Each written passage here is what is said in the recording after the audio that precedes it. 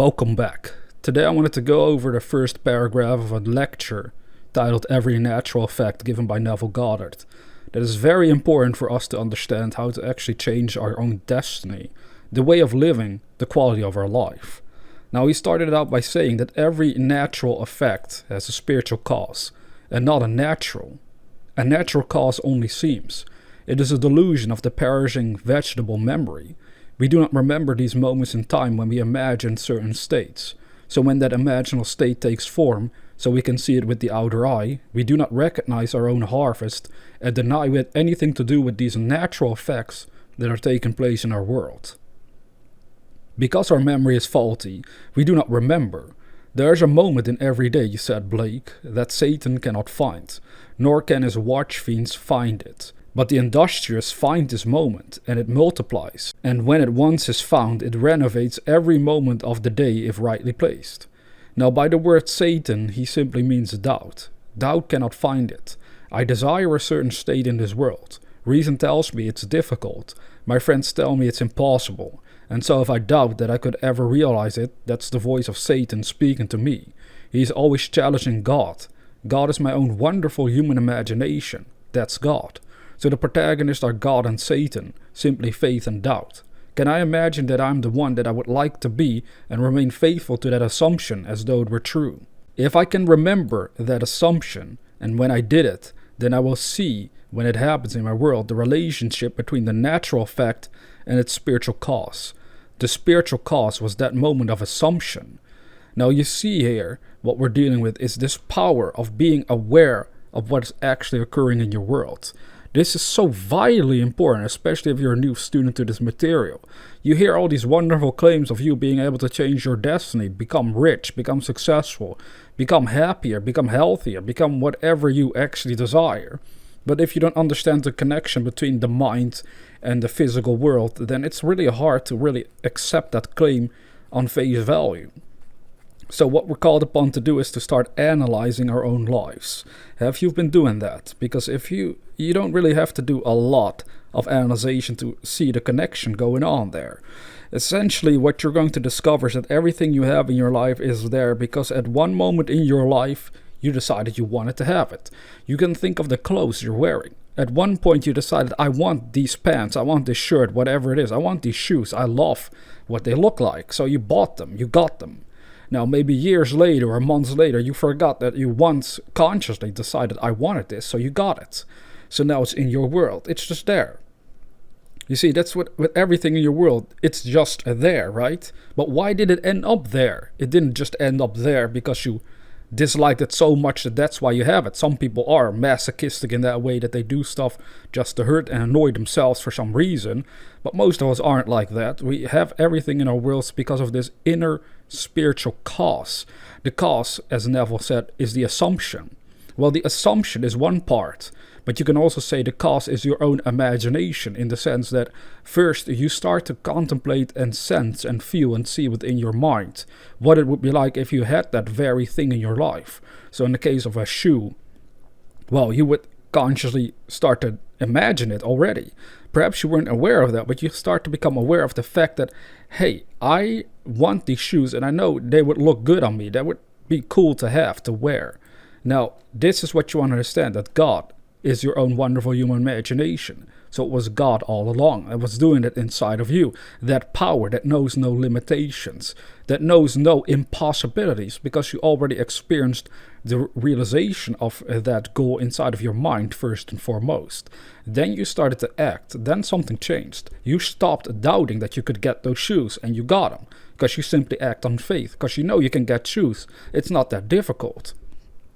Now let us change this around and let's go to, let's say, a much bigger goal to us, even though big and small is all relative. It's big and small for some people, but for others it's like a small goal. So you could say, I want $1 million. It seems like a big goal if you've never achieved it, but for somebody else that makes that a year or even more than that on a yearly basis, it's like $1 million, it's nothing, man. What's the big deal?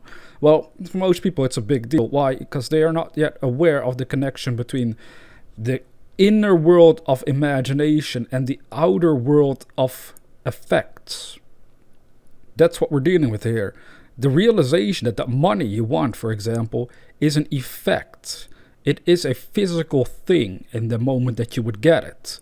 But you can connect yourself with this spiritually if you can remember that an assumption will become a fact. So if you can remember that assumption when you make it that you're rich, then you will see it happen in your world. And when you see it happen, you understand the relationship between the natural fact and its spiritual cause. You become more effective at actually doing this over and over again, no matter what the goals are that you've set for yourself. And that's the beauty of it all. That's what we're getting at.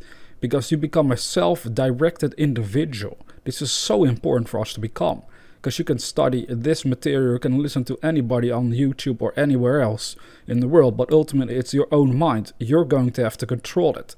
You're going to have to reach a spot in your own consciousness where you understand that the protagonists of your life and in your life are God and Satan.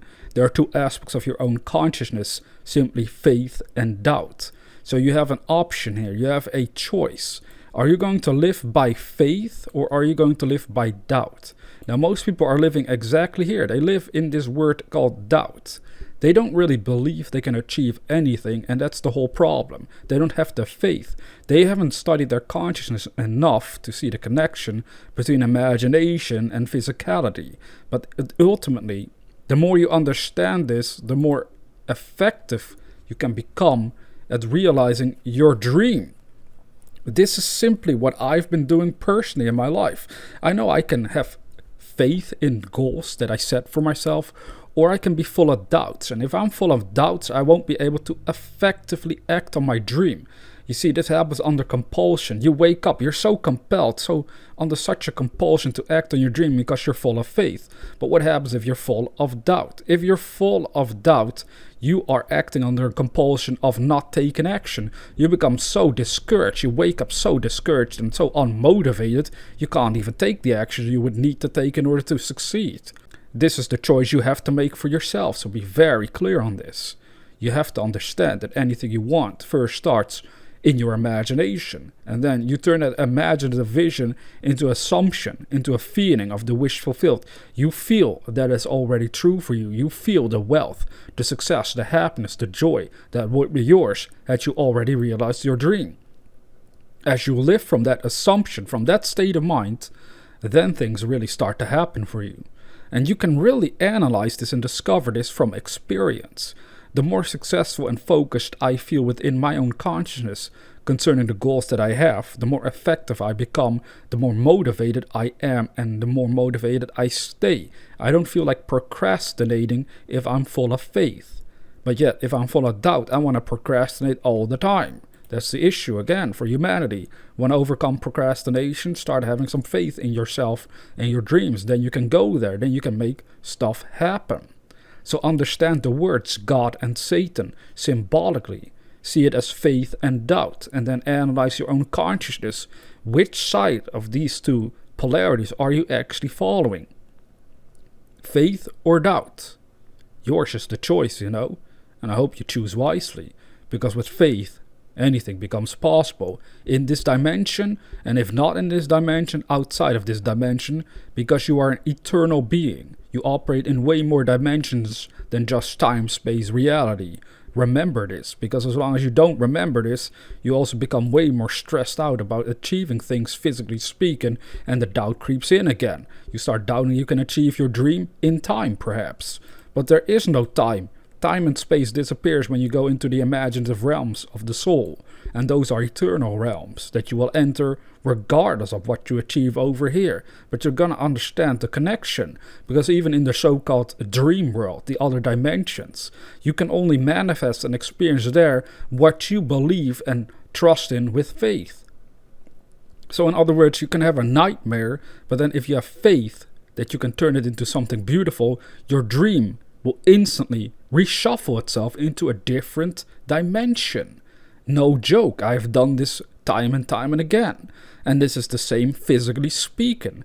Your dream is your physical life currently. You can change that around at will by changing the vision around in your consciousness, by operating from a different assumption. And that assumption though false and denied by your senses and reason, if persisted in, will harden into fact. As Neville would always say, but he based it off somebody else that used to say that as well, apparently, but I forgot their name.